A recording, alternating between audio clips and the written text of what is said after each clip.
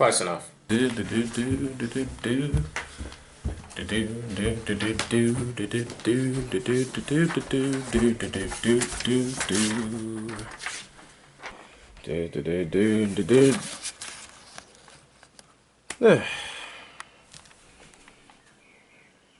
Well, ready to time install now.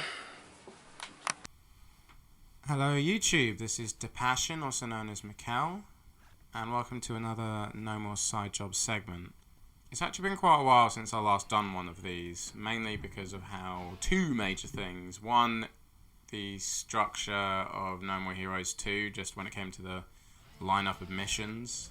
The lineup just changed drastically. It just went back to back. It just led you immediately into the next stage. There wasn't any sort of in between when you had the option to go ahead into Santa Destroy, do any of the side jobs, or hit the gym and that sort of thing. So there was that. Shinobu and Henry, thank you very much for that.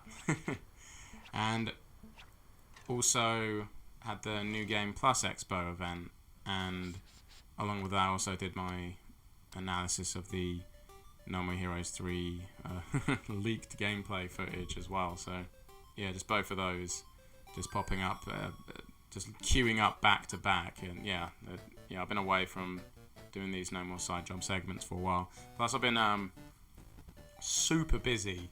I've been trying to upload daily for consistently for at least 30 days, and as of today, like the date and time of this recording, on the 30th of June, I've actually been able to do it. Quite happy with that. I just really thought I'd give it a go, really go ham on it, see what I can do, because I know the No More Heroes 3 release date is just looming somewhere in the somewhere in the foreseeable future, and I thought myself just might as well just go ham and just pick up the pace a bit and really get through this journey at a good pace. I think I've succeeded in that. I really think the quality of my videos has changed. I'm not trying to toot my own horn or whatever, but I really wanted to, because as soon as it was this quantity sort of deal, I'm like, oh sugar, what about quality? So then I really looked hard at my videos, really wanted to just change different things up and edit, clean and crop up things, and also do some rehearsal sessions as well, so that when it comes to just actually playing the game, it's not absolutely agonizing to watch, like to watch me flop and fail on and that sort of thing, because there's quite a lot of parts of just all the No More Heroes games I have not seen in a while, in a very good while. Actually, the most recent game I've played was Travis Strikes Again. Compared to No More Heroes 1 and 2, is Travis Strikes Again. That's the most recent one I played, and I played that on release and finished around about January 2019, I believe it was. I was just focused on just other games at the time, but then yeah, it just suddenly popped in my head to start No More Heroes run, sort of playthrough series before No More Heroes 3 comes out. But yeah, anyway, that tower babbling aside, I'm going to get on to what happened at the New Game Plus Expo, and yeah, just the Suda 51's appearance, just this big powerful troll. And when I was thinking about it after, when I chilled the hell out and I just found the funny side to it, I immediately said, like, wow, Suda 51 has some serious tiger energy. And I even have that in the video, just on the little end card of my reaction video to that. And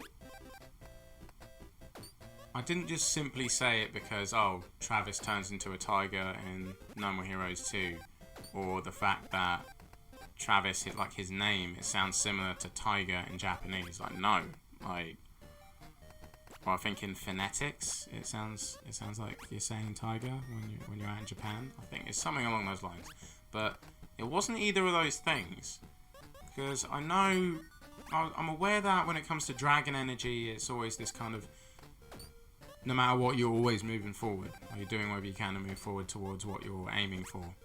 And with the magic of my time of Southern Dragon, that is literally how the whole martial art style works. Like, you're always moving forward when you attack. Like, you don't really step backwards all that often. and all your moves, like, you just go straight into one move, straight into the other. There's none of these big, hard, deliberate stop and go kind of thing, and that's what we weren't shown or taught. All your moves are supposed to be one flowing natural motion. So, easiest visual example would be, I think it's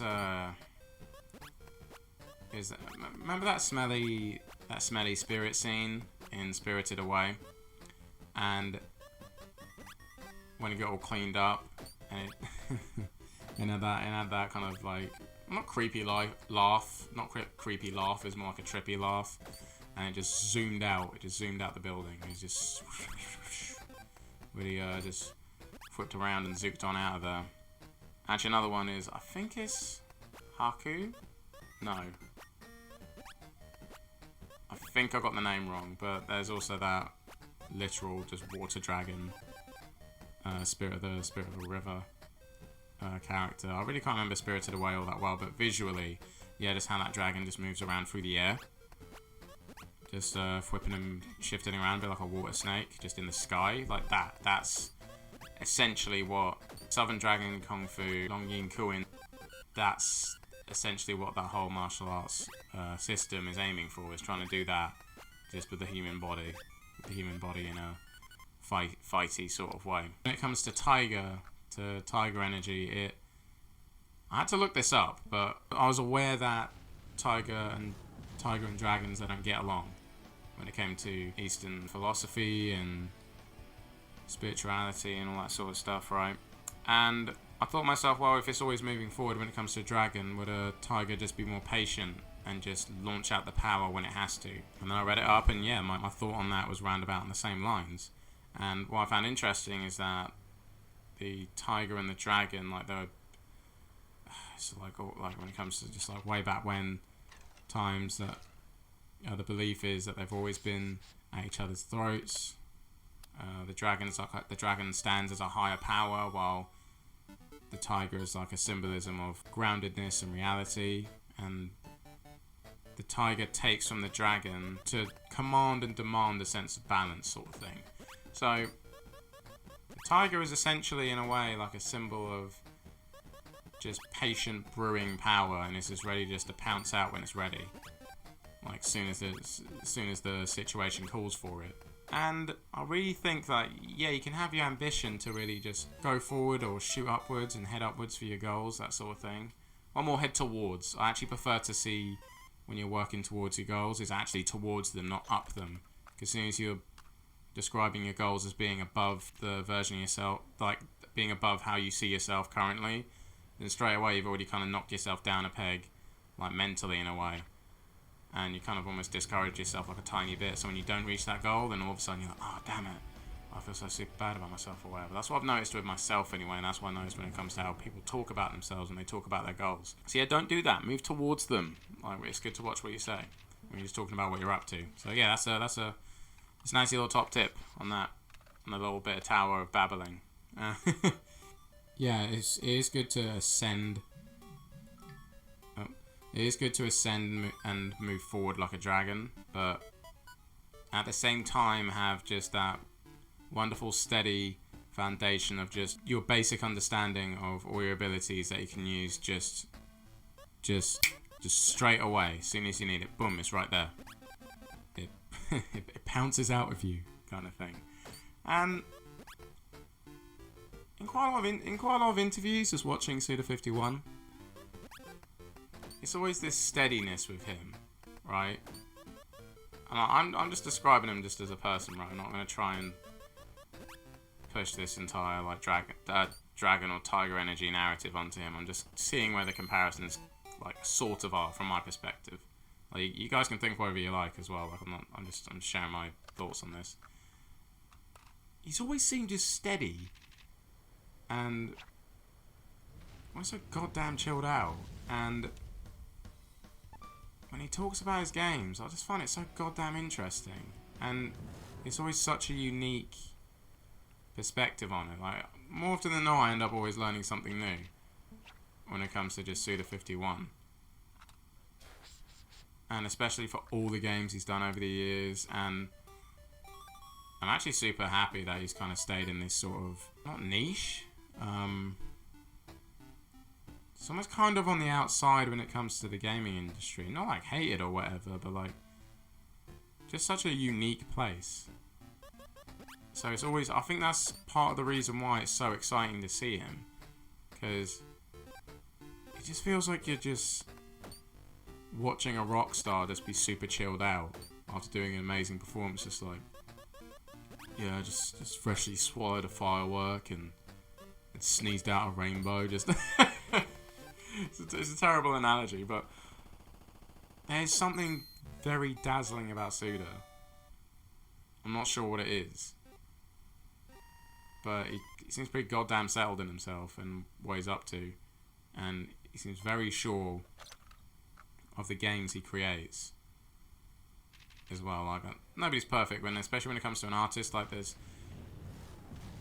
You're always going to have some kind of doubts when it comes to what you're producing, because you see the components and parts and pieces that you had to work with to then build something. I actually learned that from my girlfriend, especially when I'd absolutely praise her for the artwork she does, but she's aware of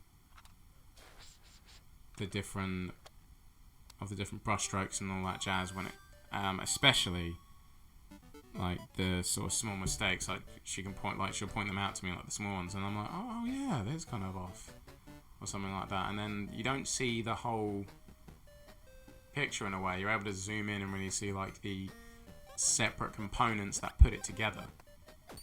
I think that's an exciting thing about anyone who can create anything, any sort of like creative piece of artwork in any sort of medium. Like how video games are a sense of artwork, really. Just how films are as well. You just take in the story or take in the experience in a different fashion. And damn, it's cool to really just see how, in such an authentic way, Suda51 has made quite intriguing worlds within these different games. And he's shot off in just so many different directions when it comes to game mechanics and story themes and how they do and don't tie together and kind of clash sometimes as well. And they're also outside of the norm. And damn, it's a powerful thing. It really is an amazing thing. I just can't get over that. But man, he's got some serious patience. Like, I understand, sure, that in an interview you gotta conduct yourself as professionally as possible, but man, I'm not saying I've seen all the Suda51's interviews. Like, no, I haven't. But so far, I ain't seen that dude like all that frazzled. Or I'm just sitting there like, nah, you don't have this. You don't know what you're talking about, or whatever. Like, oh no, he's just saying it to appease the fans or some shit. And I'm like, no, he really is just going at his own pace, nice and steady, and he brings out the best of himself just when he needs to. When he really elaborates on his characters and his video games and what he's aiming for. Like the concept of a game within a game, or having the side jobs be deliberately 2D games, just that sort of thing, and how just making side jobs a genuine chore in a video game. Like, not a lot of people would actually have the balls, especially today, to be like, yeah, let's make something deliberately tedious for the sake of capturing a certain kind of theme. That feeling of like, well, I've got to do this job. I was going to have to do it to get some bread, you know, like, no one would think of doing that today. They wouldn't want to take that risk. They wouldn't want to stand that far outside of the norm in an attempt to still do something pretty friggin' cool. Just because they're like, well, I don't care, I think this would be a great idea kind of thing. Like, oh, damn, it's so... I've got mad respect for him, dude. I really do. I don't know, it's just shit like that just makes me think like, man, that's some serious tiger energy right there. Just patient enough, steady enough, and I guess a powerful enough will to just go out and go for it. Or enough of an understanding of their own abilities, and they're kind of plucking different components and pieces and looking at them and like, yeah, this can be put together a certain way, and it should all work. Nah, man, I think it'll all work. Seems pretty cool. Let's go for it. Fuck it. Like, damn. Like, oh, that's so goddamn cool. I don't know. Oh, I'm just rambling again. But yeah, Suda 51 has some serious tiger energy. Just to troll the frigging world. He knows how many people are hyped for No More Heroes 3, and he pulls that shit. I was just like, fuck. Damn, that is gangster. Oh, man.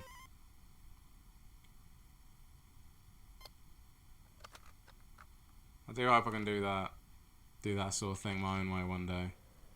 Not even exactly with just this channel, because I'm trying to shake things up by doing skits and still sorts of different jokes and edits and that.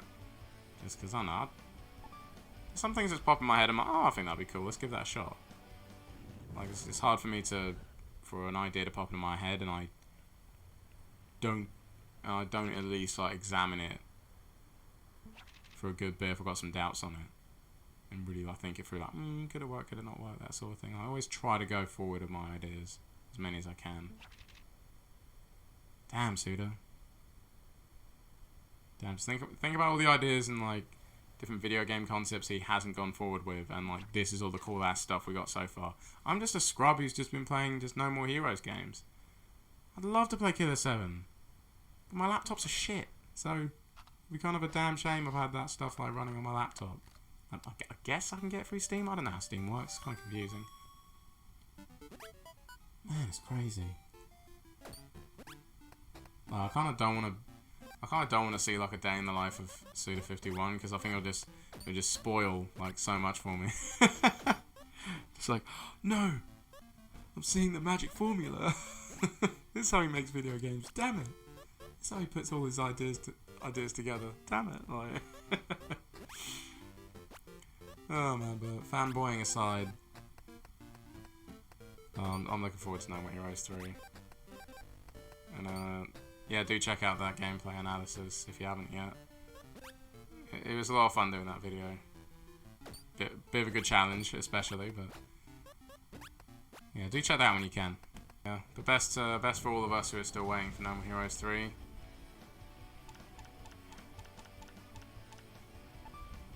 Get patient like a tiger.